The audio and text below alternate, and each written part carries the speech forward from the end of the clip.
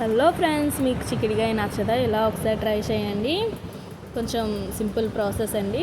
ఒక ప్యాన్ తీసుకొని oil heat అయ్యాక ఒక 2 పచ్చిమిరపకాయలు 2 ఉల్లిపాయలు కట్ చేసుకున్నానండి. నేను ఈ ఉల్లిపాయలు ఈ పచ్చిమిరపకాయలు కూడా గోల్డెన్ రెడ్ కలర్లో రావాలి.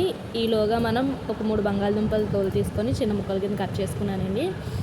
ఈ కట్ చేసుకున్న ముక్కలు కూడా ఇందులో యాడ్ చేసుకొని బాగా ఫ్రై చేయాలి. అలానే చిక్కుడుకాయలు బాగా కడిగి పెట్టుకున్నానండి. ఇవి కూడా అందులో యాడ్ చేసుకొని ఫ్రై చేయాలి బాగా.